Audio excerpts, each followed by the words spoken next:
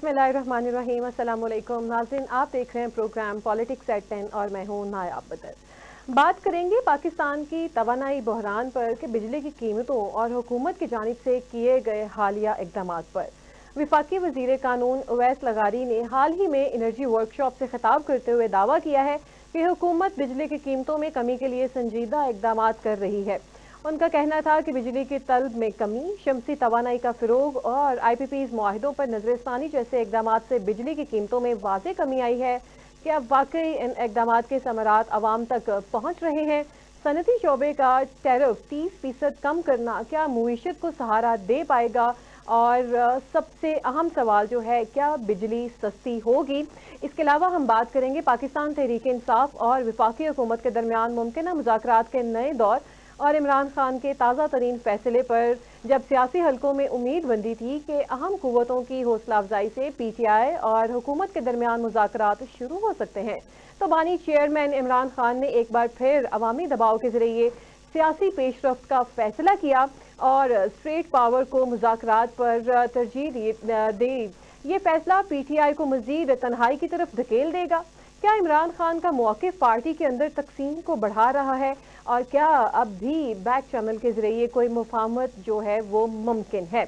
ये हमारा आज का मौजू है। इस पर बात करने के लिए हमारे साथ मौजूद हैं रहनुमा मुस्लिम लीग नून आसिफ बाजवा साहब। जी आसिफ साहब, अस्सलाम वालेकुम और खुश आमदीद।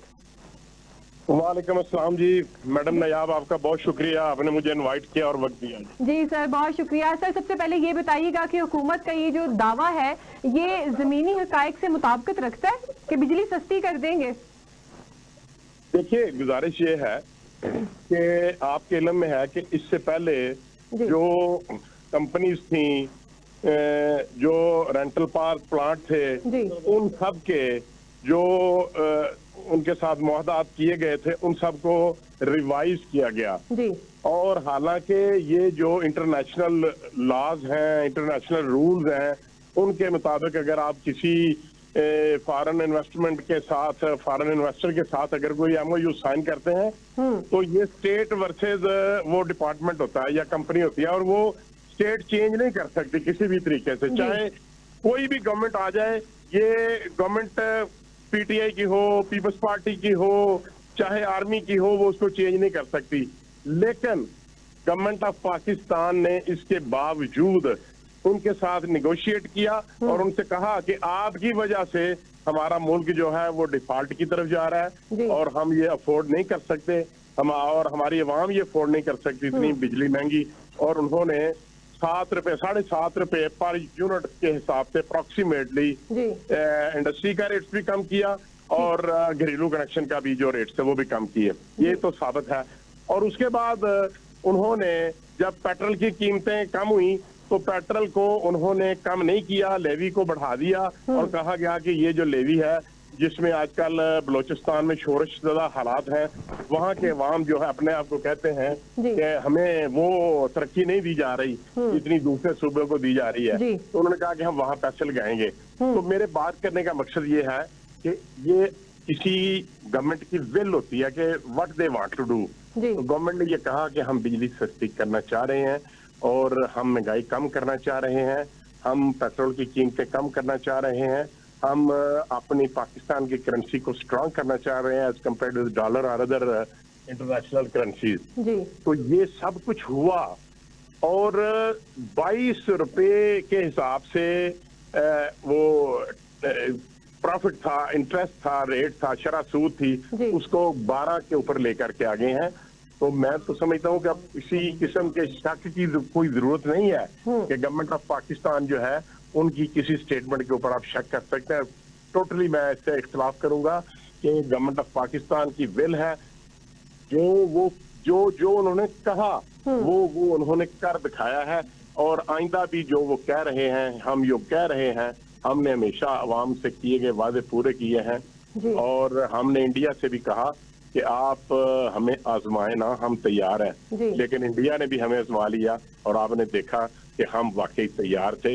इसका मतलब ये है कि मियां शहबाज शरीफ साहब की गवर्नमेंट, जो कोलिशन गवर्नमेंट है, हमारे जो इत्तेहादी हैं वो हमारे साथ हैं, अवाम हमारे साथ है। हम इंशाल्लाह अवाम को वो करके दिखाएंगे जो हमने आपसे वादा किया था। जी अच्छा बाजवा साहब, यहाँ पे बिल्कुल हुकूमत जो है ये जो है इनके जो भी मुज़ाकरात हैं, जो भी इनके मुआहदे हैं, उनके ऊपर नजरसानी जो है वो कर रही है। लेकिन यहाँ पर एक चीज मेरे ख्याल से ये भी सोचने वाली है कि जब बिल आता है, बिजली का बिल, एक गरीब आदमी को या किसी नॉर्मल इंसान को भी बिल आता है, उसके ऊपर उसके यूनिट्स हैं वो कुछ और लिखे होते हैं, जो उसका बिल है वो कुछ और होता है। और बाज़-औक़ात ऐसे लोग सामने आते हैं जिनके शायद वो कहते हैं कि हमने तो एक बल्ब है हमारे घर चलता और एक पंखा चलता है, लेकिन बिल जो हमें लाखों के दिए जाते हैं। तो यहाँ पे शफाफियत नजर क्यों नहीं आती? क्या इनको ये नहीं चाहिए कि बैरूनी जो मामलात हैं उनके मुआहदों पे नजरसानी कर रहे हैं, जो अंदरूनी मामलात है वहाँ पे अवाम किस तरीके से जलील हो रही है? बिल किसी का और का होता है, प्रिंट किसी और को क्या जाता है।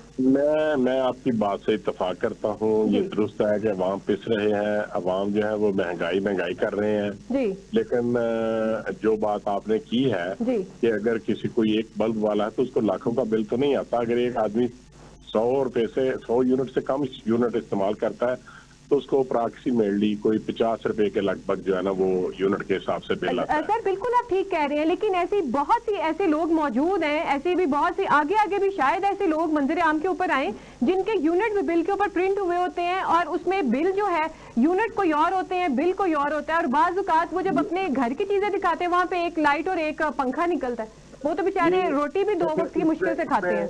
मैं बिल्कुल आपने ये बर्निंग इश्यू है, ये गाड़ी में ये बर्निंग इशू है, आपने अवाम की सही तर्जमानी की है और मैं ये समझता हूँ कि ये आप लोगों का हक है कि आप मसाइल से आगाह करें और गवर्नमेंट जो है उसके ऊपर क्रिटिसाइज करें। और गवर्नमेंट का काम है कि आप जिस काम के ऊपर क्रिटिसाइज करें उसको पॉजिटिव नजर से देखें। तो ये गवर्नमेंट के जहन में है कि हमने पाकिस्तान में बिजली का रेट अगर हम कम करने में कामयाब हो गए तो यकीनन हम ये कह सकेंगे आने वाले दिनों में जो इलेक्शन होंगे कि हमने अवाम को रिलीफ दिया और हम बड़े जुर्रत और बहादुरी के साथ अवाम के साथ वोट मांगने जाएंगे। लेकिन अगर हम बिजली का बिल कंट्रोल ना कर सके और हम दीगर महंगाई जो है उसके ऊपर कैसे कंट्रोल करेंगे? इसलिए कि बिजली का बिल तो गवर्नमेंट के अपने जो उसका कैलकुलेटर है उसके मुताबिक आना है और जो दीगर चीजें हैं वो तो लोगों के इख्तियार में है। तो गवर्नमेंट इस लेवल पे सोच रही है। जो प्राइम मिनिस्टर पाकिस्तान है उन्होंने जो मिनिस्टर साहब हैं उसके वाटर एंड पावर के, उनसे ये कह दिया है कि आप मेहरबानी करें, आप फ्लैट रेट रखें। ये जो है ना ये अदर टैक्सेस, ये नीलम जेलम सरचार्ज, ये फलां सरचार्ज, ये एक्स्ट्रा सरचार्ज, ये फलां उन्होंने ये आर्डर फरमा दिया है कि आप इसको एक करें और आवाम को पता हो कि अगर हमने 100 यूनिट खर्चा करना है यूनिट का तो हमें 50 रुपए के हिसाब से इसकी बिल आना है। तो ये इंशाल्लाह आप देखेंगे कि गवर्नमेंट इसके ऊपर काम कर रही है और हम आपका जो देखें, आप जैसे जो लोग हैं आप बिल्कुल लोगों की नब्ज पे आपका हाथ है। आपका काम है कि आप मसाइल को उजागर करें और हमारा काम है हम उन मसाइल का हल ढूंढें। इंशाल्लाह हम इस मसले का हल ढूंढेंगे और अवाम को पता चलेगा कि इस गवर्नमेंट के होते हुए हमने एक फ्लैट रेट जो है वो मुकर्रर करना है। बिल्कुल आप ठीक कह रहे हैं, लेकिन जब हुकूमत में नहीं थे यही हमारे जो हुकूमत वाले हैं तब इन्होंने कहा था कि हम जो है गालबन 200 यूनिट वाले जिनको बिल आएगा 200 यूनिट के अंदर उनको बिल नहीं देना पड़ेगा, वो बिजली मुफ्त इस्तेमाल करेंगे। उनके भी जब बिल देखें वो भी लंबे चौड़े बिल होते हैं। तो सर ये पहले के वादे जो है बाद में वफा क्यों नहीं होते? देखिए मैं आपसे अर्ज करूं, हम लोगों को, हम जो पॉलिटिकल वर्कर हैं या जो हमारी पॉलिटिकल लीडरशिप है, हम इलेक्शन कैंपेन के दरमियान वाकईतन ऐसे वादे करते हैं और इस तरीके से हम बातें करते हैं जो कि नहीं करनी चाहिए। लेकिन आपको ये मैं बात कह दूं कि गवर्नमेंट ने ये कहा था कि 100 रुपए से 100 यूनिट से कम के जो बिल्स हैं उनको हम खुद गवर्नमेंट पे करेगी। और आपने देखा कि 3 माह तक सर्दियों के में 3 माह तक के जो बिल थे उसमें अवाम को मरियम नवाज ने उसको रिलीफ भी दिया और लोगों के बिल भी जमा कराए। लेकिन मैं आपको सिर्फ याद दिलाने के लिए, मैं आपको कोई आपके ऊपर कोई क्लेम नहीं गलत कर रहा, मैं सिर्फ याद दहानी कराना चाह रहा हूँ कि फौरी तौर पे IMF ने पाबंदी लगा दी। उन्होंने कहा कि गवर्नमेंट के साथ या गवर्नमेंट ऑफ पंजाब के साथ हमारा कोई इस तरह का कंट्रैक्ट नहीं है और ना हम आपको इजाजत देंगे कि आपने हमारे इतने, इस वजह से उसको हम परवान नहीं चढ़ा सके। वरना ख्वाहिश तो थी मरियम नवाज की कि लोगों के बिल जो है 100 यूनिट से कम जो है वो अवाम के बिल जो है वो गवर्नमेंट देगी, लेकिन IMF की पाबंदियों की वजह से हम ऐसा। तो फिर बाजवा साहब, इसका मतलब ये हुआ कि 25 करोड़ अवाम जो है वो IMF की कठपुतली है, जैसे जैसे वो हमें चलाएंगे नचाएंगे फिर अवाम को वैसे वैसे करना होगा। देखिए, मैं आपको अर्ज करूं कि अगर आपको आपके जो फर्ज करें आपके वालिद साहब हों, वो अगर आपको पैसे देते हों, मैं आपको कह रहा हूँ, तो आपको कहें कि बेटा आपने ये इतना खर्चा आपका है और ये इतने पैसे फीस के हैं और इतने पैसे आपके कपड़ों के लिए हैं, तो आपको उनका ऑर्डर तो मानना पड़ेगा।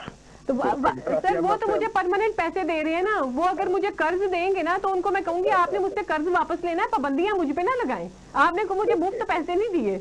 देखें, अगर ऐसे हालात हो तो आपको पता है कि हमारे ऊपर बैठा हुआ हमारा दुश्मन जिसका नाम भारत है, उसने हमारा नाम इन छोटी छोटी गलतियों की वजह से हमारा नाम जो है वो ग्रे लिस्ट में डलवा दिया था। और ये गवर्नमेंट ऑफ पाकिस्तान की विल थी, ये इनकी ख्वाहिश थी, इनकी कोशिश थी कि इन्होंने उसको ग्रे लिस्ट से निकाला। हालांकि उसकी ख्वाहिश तो थी कि हम पाकिस्तान को डिफॉल्ट के ऊपर ले जाएं और इनको ब्लैक लिस्ट करवा दें, लेकिन हमने आप लोगों के तावन से, अपने अवाम के तावन से, और देखें मियां नवाज शहबाज शरीफ साहब ने कैटेगोरिकली कहा ड्यूरिंग द कैंपेन, उन्होंने कहा कि हमने अपनी रियासत को बचाया है, हमने अपनी सियासत को नहीं बचाया। इट मीन्स कि हमारा वर्कर नाराज है, हमारा वोटर नाराज है, लेकिन हमने मुल्क को देखना था, हमने मुल्क की इकोनॉमी को बचाना था। और मैं आपसे बड़ी जिम्मेदारी के साथ ये बात कर रहा हूँ कि पाकिस्तान की जो इकोनॉमी है वो ट्रैक के ऊपर चढ़ चुकी है। हम इंशाल्लाह कभी भी खतरा नहीं होगा। और हमें पता है कि हमने इतने कर्जे लिए हैं जिसमें से बहुत ज्यादा मिकदार जो है वो साबित कर्जे चुकाने में हमने अदा की है। हम इंशाल्लाह ट्रैक के ऊपर चढ़ चुके हैं, हम इंशाल्लाह कभी भी ग्रे लिस्ट में या ब्लैक लिस्ट में नहीं आएंगे। हम पाकिस्तान जो है इसको एशिया की बहुत बड़ी मैशत बनाएंगे और आप देखेंगे अवाम हमें अप्रिशिएट करेगी। और आप जैसे लोग जो क्रिटिसिज्म करते हैं या आप जैसे लोग जो जिनकी जो बाय प्रोफेशन ये काम करते हैं वो इंशाल्लाह हमें अप्रिशिएट भी करें। इंशाल्लाह जो देखिए हुकूमत जो अच्छा काम करेगी, हम लोग जिनको आप कह रहे हैं क्रिटिसाइज करते हैं, हम ही चीख के बता रहे होते हैं कि हुकूमत ने बहुत अच्छा इनिशिएटिव लिया है, हम सर इसी मुंह से बता रहे होते हैं। लेकिन सर बात को आगे बढ़ाते हैं। अभी मुझे ये बताइएगा कि शमसी तवानाई के फिरोग का जो अमल है ये आप क्या समझते हैं किस हद तक मुअस्सर साबित हो रहा है? देखें, मैं ये समझता हूँ कि शमसी तवानाई का फरोग जो है ये 100% मौसर है और ये इतना महंगा नहीं है। अगर आप देखें, आप जिसका फर्ज करें आप 5 लाख रुपए का यूनिट लगाते हैं तो 1 साल के बाद यानी आफ्टर 12 मंथ आपका 1 लाख रुपया जो है वो वापस आपकी जेब में आ जाता है और उसके बाद आप मुनाफे में है, फायदे में है। अगर आप समझते हैं कि आपकी बहुत बड़ी इंडस्ट्री है तो जिस कदर आज का रेट कम हो गए हैं इस गवर्नमेंट की वजह से, इम्पोर्ट ड्यूटी खत्म की है और दीगर मराद दी हैं इम्पोर्टर्स को, और उन्होंने चाइना की एक बहुत बड़ी कंपनी पाकिस्तान में सोलर प्लेट्स लगाने का काम शुरू हो चुका है। बहुत जल्द आपको इम्पोर्ट नहीं करनी पड़ेगी, खर्चे बचेंगे, किराए बचेंगे, एक्सपेंडिचर्स बचेंगे और भी सस्ती होंगी। और ये मेरा ख्याल है कि हर वो शख्स जो अफोर्ड कर सकता हो उसको सबसे पहले, जिस तरीके से पाकिस्तान में एक साबिक वज़ीर-ए-आज़म ज़ुल्फ़िकार अली भुट्टो ने कहा कि हम घास खा लेंगे, हम एटम बम बनाएंगे, तो उन्होंने एटम बम बना लिया। तो मैं ये समझता हूँ कि हमें चाहिए कि हम अपनी बचतों के ऊपर थोड़ा सा जोर डाल के और अपनी दूसरे एक्सपेंडिचर्स को कंट्रोल करके भी हमें सोलर की तरफ जाना चाहिए ताकि हम अपने बच्चों का मुस्तकबिल सेव कर सकें। बिल्कुल क्लियर कर सकें। तो सर ये बताइएगा कि हुकूमत की जो ये इस्लाहात हैं आप क्या समझते हैं कितनी पायदार और देर पा साबित होंगी? देखिए, गवर्नमेंट की जो इस्लाहात होती हैं वो कोई एक दिन के लिए नहीं होती या 1 साल के लिए नहीं होती। गवर्नमेंट की इस्लाहात जो होती हैं फॉर फ्यूचर होती हैं, फ्यूचर प्लान होता है।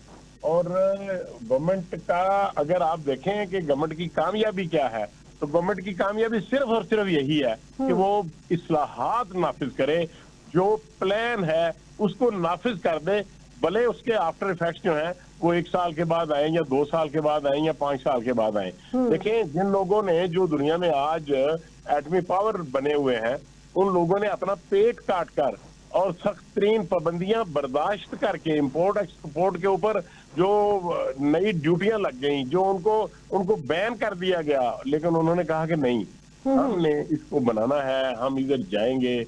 तो मैं ये समझता हूँ कि जो गवर्नमेंट की इस्लाहात होती हैं, चाहे वो एजुकेशन में हो, चाहे उनकी इस्लाहात जो हैं वो चाहे हेल्थ में हो, चाहे उनकी इस्लाहात मवासलात व तमीरात में हो या दीगर इदारों में हो, किसी भी इदारे की बेहतरी के लिए इस्लाहात हो, वो लॉन्ग टर्म में उनके फायदे होते हैं। फौरी तौर पे आपको फायदा शायद नजर नहीं आता, लेकिन एट द एंड इंशाल्लाह जो गवर्नमेंट की इस्लाहात होती हैं वो अवाम के फ्यूचर के लिए और अवाम की बेटरमेंट के लिए ही होती है। बेटरमेंट के लिए होती है, बिल्कुल। अच्छा सर, थोड़ी सी बात अब पीटीआई की करेंगे। आप क्या समझते हैं कि जब पीटीआई के अंदर बाज रहनुमा मुज़ाकरात के हक में है तो इमरान खान का सख्त मौक़िफ़ पार्टी में तकसीम को बढ़ा रहा है? देखिए, ये सारा दिन ऐसा ही चलता रहता है। हमसे लोग ये क्वेश्चन जरूर करते हैं कि ये जो पॉलिसी है चेयरमैन पे, बानी चेयरमैन की, ये क्या है जी। तो एक दोस्त तबसरा कर रहे थे कि हमारा काम है अपना पॉइंट ऑफ व्यू रेज करना, बाकी इसके ऊपर नेगेटिव पॉजिटिव जो है वो राय जो है वो अवाम ने कायम करनी है। तो मैं ये समझता हूँ कि जो कहते हैं कि जो कोई किसी के लिए खुदा छोटा गड़ा खोता है उसके लिए खाई निकलती है जी। बानी चेयरमैन जो है वो एक वो कहते हैं ना कि क्या कहते हैं, वो साजिशी अंसर है, वो हर वक्त साजिश में लगे रहते हैं। उन्होंने ये देखें, ये अगर कोई ना समझे या मेरे जो पीटीआई वाले दोस्त हैं शायद वो इस बात को माइंड करें, ये उनके इल्म में नहीं है बात कि इमरान न्यारी साहब क्या कर रहे हैं। इमरान न्यारी साहब खुद उन्होंने अपनी पार्टी के अंदर दरार पैदा की हुई है कि ये लोग आपस में लड़ते रहें और कोई ऐसा लीडर ना सामने आ जाए जो मेरी जगह ले सके। ये बुनियादी उनका फलसफा है। अच्छा। हाँ, वो ऐसे नहीं है कि वो देखें, ये जेल काटना और जेल के अंदर रहना ये एक और चीज है, कॉन्स्पिरेसी करना, साजिश करना एक और चीज है।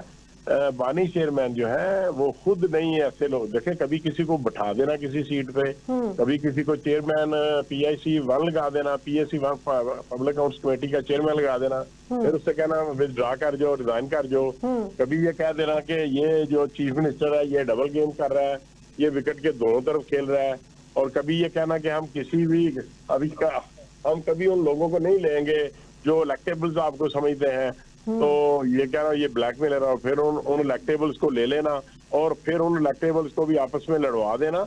ये देखें, ये एक कॉन्स्पिरेसी थ्योरी है। वो कॉन्स्पिरेसी थ्योरी के ऊपर काम कर रहे हैं और वो ये समझते हैं कि मैं जो लीडरशिप है दूसरे या तीसरे दर्जे की उसको लड़ा रहा हूँ। ये उनको लड़ा नहीं रहे, वो अपने पाँव में खुद कुल्हाड़ी मार रहे हैं। वो उनके ये एक ऐसा लीडर है जिसके कौल और फेल में तजाद पाया जाता है। अगर आप किसी शख्सियत में तजाद पाया जाएगा तो ये कामयाबी की तरफ नहीं जाएगी, कतई तौर पे नहीं जाएगी। ऊपर से कहना कि मैं तो ये मुक्तदरा का क्या काम है सियासत में आना, और जब आप सियासत में जेल के अंदर हो तो फिर आप कहना कि मैं इस गवर्नमेंट को नहीं मानता, इनके इख्तियार में क्या है। अरे भाई, ये प्राइम मिनिस्टर हैं, ये प्रेसिडेंट हैं, ये फेडरल मिनिस्टर हैं, ये फॉरेन मिनिस्टर हैं, ये सारे काम पूरी दुनिया के साथ कर रहे हैं। तुम्हारे नाम मानने से क्या फर्क पड़ता है। तो कहना कि मैं बाख्तियार लोगों से बात करना चाहता हूँ। बाख्तियार लोग तो DGISPR ने categorically stated in his 3 speeches on national TV, वहां पे उसने कहा कि हम किसी के साथ बात नहीं करना चाहते, ये सियासी लोगों का काम है वो बात करें। कभी फिर उन्होंने कहा कि इतने सफात का खत लिख दिया, उन्होंने कहा हमें कोई खत नहीं मिला, अगर हमारे पास खत आया भी तो हम उसको रीड आउट नहीं करेंगे। तो अब तो कोई गुंजाइश रह जाती है मैडम नायाब? नो, नेवर, कोई गुंजाइश नहीं है कि इनको किसी किस्म का कोई रिलीफ मिले या इनके साथ कोई बात करे। तो सर, ये फिर बार बार मुज़ाकरात की बात कैसे निकल आती है जब एक साइड पे मतलब आप कह रहे हैं कि इनको रिलीफ मिल ही नहीं सकता, और फिर बार बार रोज हम सुनते हैं कि मुज़ाकरात की तरफ बात चल रही है। कभी जो है खान साहब वो नहीं मानते कि मैंने ये वाली बात नहीं माननी, कभी हुकूमत वो उनकी तरफ से बात सामने आती है कि उनको ये चीज पसंद नहीं है। कभी रिलीफ मिलता भी रहा है इनको। जब रिलीफ मिलता था तो ये जजेस बहुत अच्छे थे जी। जब रिलीफ नहीं मिला तो ये जजेस जो हैं ये जानबदार हैं। और जब जनरल बाजवा साहब इनको लेकर के आए वो अच्छे थे। फिर इन्होंने कहा कि नहीं, ये तो एक बहुत गंदी मिसाल दी इन्होंने जनरलों वाली को जो आपस में बददियानत हो गए थे, उनको इस तरह कहा। फिर कहा कि मेरे साथ अमेरिका ने ही मेरी गवर्नमेंट गिराई है। फिर कभी कहा कि नहीं, ये जनरल याहिया और जनरल पाशा ने गिराई है। कभी कहा कि जनरल फैज ने गिराई है। इस तरीके ये कॉलोफिल का तजाद है। और ये ऐसी पर्सनैलिटी किसी मुल्क को लीड नहीं कर सकती। देखिए, अगर आप एक इलेक्टेड प्राइम मिनिस्टर हो और IMF के साथ आपने ये वादा किया हो कि हम 15 दिन के बाद फोर्टनाइटली जो रेट बढ़ाते हैं वहां पे हम पेट्रोल का रेट 20 रुपए बढ़ाएंगे और 10 रुपए डॉलर को तगड़ा करेंगे और पाकिस्तान की करेंसी को डाउन करेंगे। और जब आप समझते हैं तो आपको पता है कि जब कोई वोट फॉर नो कॉन्फिडेंस आ जाए तो फिर आप असेंबली को नहीं डिसॉल्व कर सकते। आपने असेंबली को भी डिसॉल्व किया और आपने पेट्रोल को कम करने की बजाय, बढ़ाने की बजाय आपने 10 रुपए लीटर कम कर दिया और आपने डॉलर की कीमत जो है उसको कम करने, बढ़ाने की बजाय आपने उसकी कम कीमत कर दी। तो IMF के साथ जो आपका कंट्रैक्ट था, जो MOUs थे, वो किसी इमरान से नहीं थे, वो किसी शख्स के नहीं थे, वो गवर्नमेंट के साथ थे। तो फिर आपने अपने फाइनेंस मिनिस्टर से कहा कि खत लिखो कि पाकिस्तान को ये डिफॉल्ट करने जा रहा है, इसको अगली किस्त ना दें। फिर आपने अपने KPK के मिनिस्टर से कहा कि आप भी खत लिखो और आप भी सेंट्रल गवर्नमेंट की बात ना मानो। आप क्या बात करते हैं? ऐसे मुल्क नहीं चला सकते आप। और यही वजह है कि आप अब जीरो की तरफ जा रहे हैं। आपको हीरो की तरफ लेकर के गए थे जनाब बाजवा साहब, उन्होंने हीरो बनाया, लेकिन आपने अपनी जुबान दराजी, चरब जुबानी और अपने झूठ की वजह से आप जीरो के ऊपर जा रहे हैं। बिल्कुल, आप जीरो के ऊपर जा रहे हैं। नाज़रीन, यहाँ पे वक्त तो एक शॉर्ट ब्रेक का। बाजवा साहब, मैं ब्रेक के बाद वापस आती हूँ तो आपसे पूछूंगी कि क्या इमरान खान का ये जो रवैया है, यह रवैये का रद्द अमल है, क्या इस्टेब्लिशमेंट की जानिब से बराह रास्त राब्ते से गुरेज की वजह से ये ऐसे कर रहे हैं? तो ब्रेक के बाद वापस आते हैं और इस पर बात करते हैं।